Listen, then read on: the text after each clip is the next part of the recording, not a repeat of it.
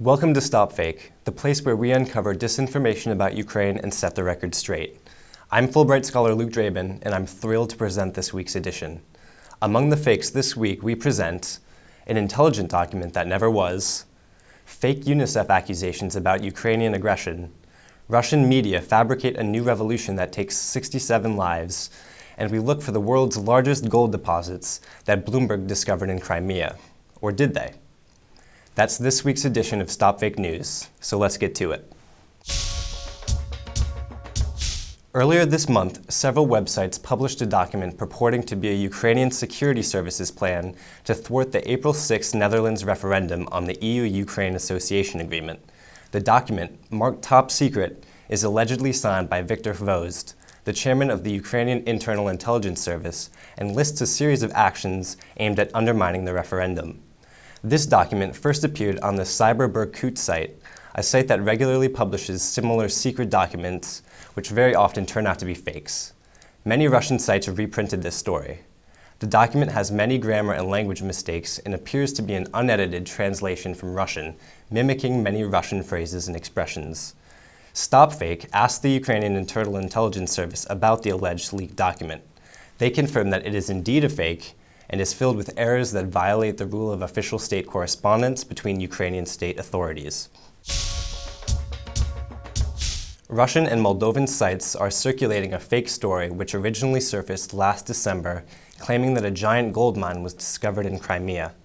On February 10th, the Moldovan news site Gagauzheri reported that Russian geologists discovered the world's largest gold mine, estimated to hold some 70% of the world's available gold deposits. The Russian site Ochevidets also ran this story. The alleged source for this story is the reputable Bloomberg agency. Both the Russian and Moldovan sites link to Bloomberg's main page, but not to any specific story. A thorough Bloomberg search does not yield any story about gold discoveries in the Crimea. This fake first appeared on the Rosinfo site on December 11th. The site is currently unavailable. The story, however, remains in Google Cache. Venezuela's Telesur television station aired a story on February 19th about children affected by 2 years of war in the Donbass region. Telesur used UNICEF data as its source and went on to quote UNICEF Ukraine representative Giovanna Barberis, who allegedly accused Kiev of aggression against Donetsk and Luhansk.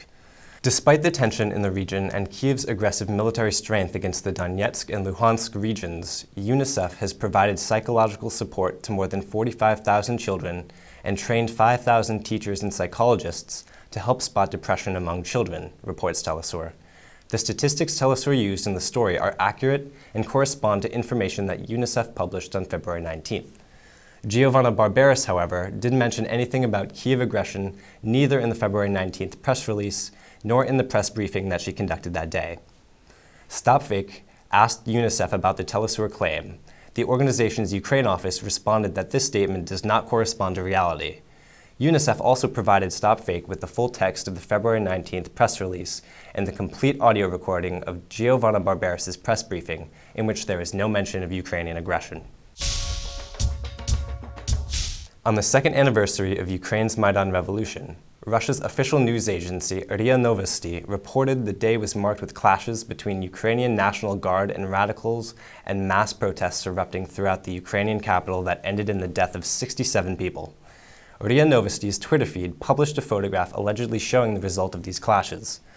This photograph was originally published by the Russian website Lenta in 2014 to illustrate a story about the cleanup of the Maidan after the 2013 and 14 mass protests had ended. It has absolutely nothing to do with the second anniversary of the protests. Lenta cites the Union news agency and the Kyiv city administration as the source for its claim that 67 people died in these alleged clashes. It does not link to any stories that confirm this claim. Lenta eventually removed the claim about the 67 deaths from its site. However, the agency's online address still features this information. The link, however, takes the reader to a completely different story about Ukraine's President Poroshenko honoring those who were killed on the Maidan with posthumous state awards. This screenshot shows the latest version of the story about the clashes with a new online address. The information about the 67 fake deaths has been removed, and the story is only about demonstrations marking the Maidan anniversary. That's it for this week. You can always find fresh fakes set straight on the StopFake website. Be vigilant, beware of fakes, and if you spot any disinformation about Ukraine, forward it to us for a truth autopsy.